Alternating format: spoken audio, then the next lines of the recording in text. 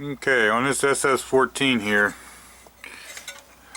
coil looks a little rough, but it has spark. Here's what I've done so far.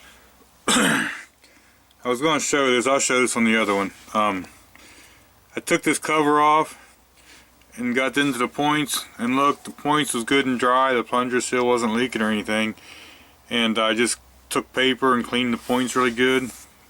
I had good spark, so I didn't change the points or anything. This is the carburetor it was on it. I did put my fuel pump on there. I used a plastic shutoff valve for now.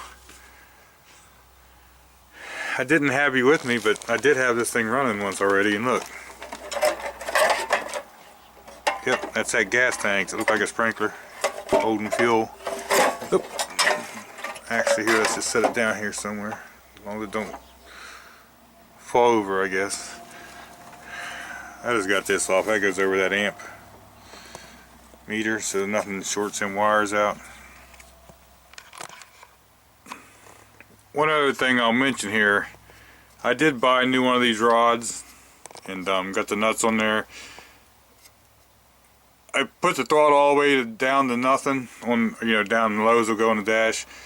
And then I usually adjust this so it just bottoms out, that this rod will go down as far as it'll go, you know, with the throttle cable. If you push it and you see the throttle cable bending it out or whatever, it means it's bottomed out down here. I'll loosen this all the way up too, so I can get it as closed as it'll go. And then I pick my throttle adjustment up from here. And this one here, I got it up in there too far. I need to run this one down a little bit to raise my higher RPM up. But we got that on there. And what I do to most of these Briggs, I bought the 2 new governor springs. They're usually always messed up.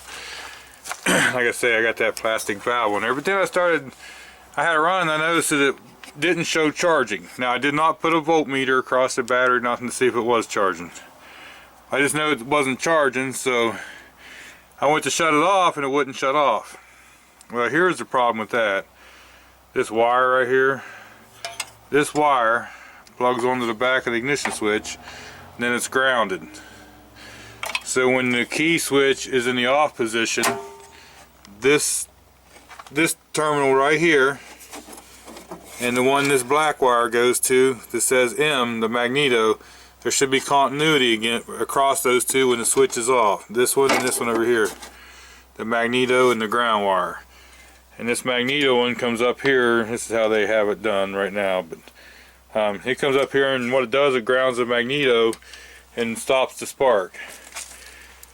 So if I repair the end on this wire and reground it, that would probably work, because with the ohms meter going from here to here, I do have continuity.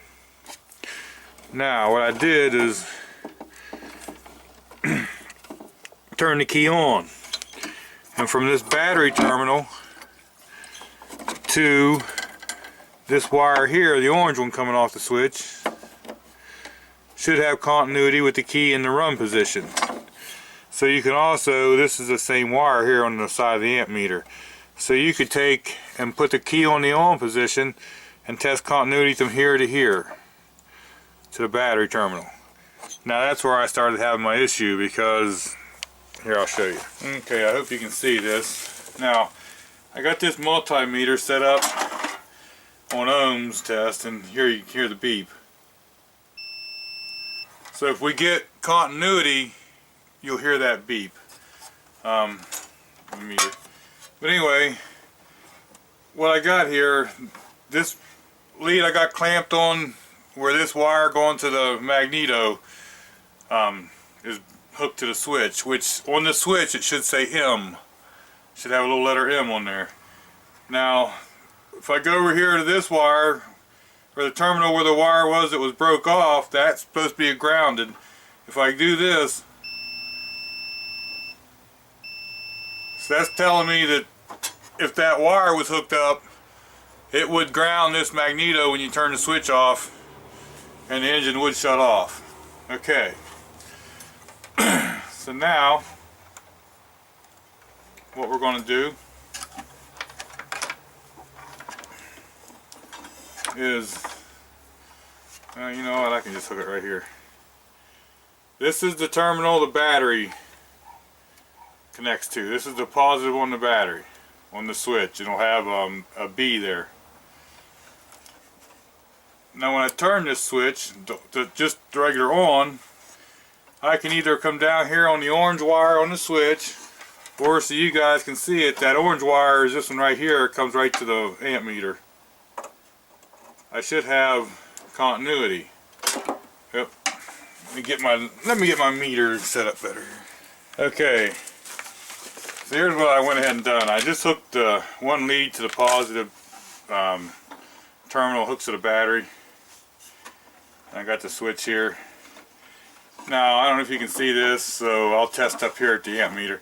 This orange wire here coming off the switch, and it's on the terminal A, goes up here to the amp meter.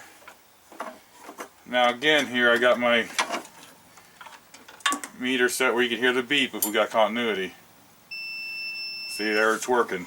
Always test your equipment to make sure it's working. So when I turn this key to on, between there and either the terminal down here, or we'll go right to this wire here, we should have continuity. Okay, there I have some.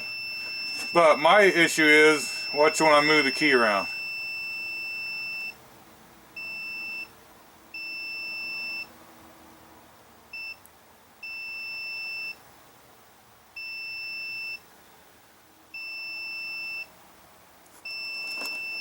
So that's, to me, not reliable.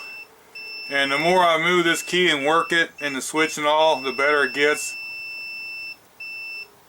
But you know, if the key's not in the right spot, it ain't gonna have continuity going through it. And if that switch doesn't power this wire up, it won't go through the amp gauge, and it'll never show when the amp gauge is charging. So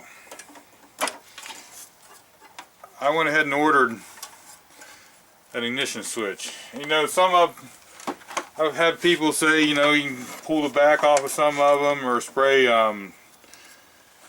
contact cleaner and stuff in there. Yeah, I've done that. Usually it's a temporary fix. And once you get the tank in there and all the stuff, it's kind of buried. So I just want to do this one and done. You know, I could start the thing up and just run a hot wire from the battery to the amp meter where that goes in, and I can see if the amp meter comes on and is charging or not. I could do that. That way I would know that the rest of the charging system's good, or I gotta go on farther. Okay, I temporarily put the switch back in. On the bottom of the generator down here, that's where that wire goes. It had been connected together and broke apart, so for now I just put that back, rejoined it. So that should make it so it shuts off by the key. What I'm going to do is take and hook the battery up, slide the gas tank back up in place, and let's start this thing up. Okay, so I'm going to start this thing up and jiggle the key and see if I get anything there.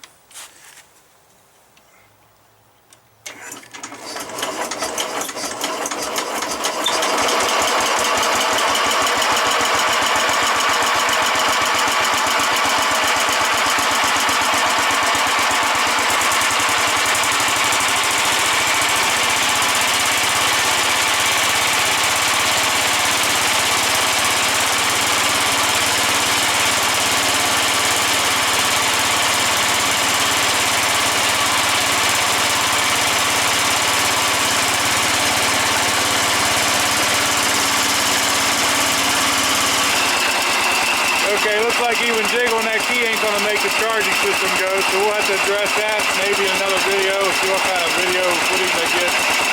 So here, let's go ahead and cut this off. So at least we do know it works by the key now.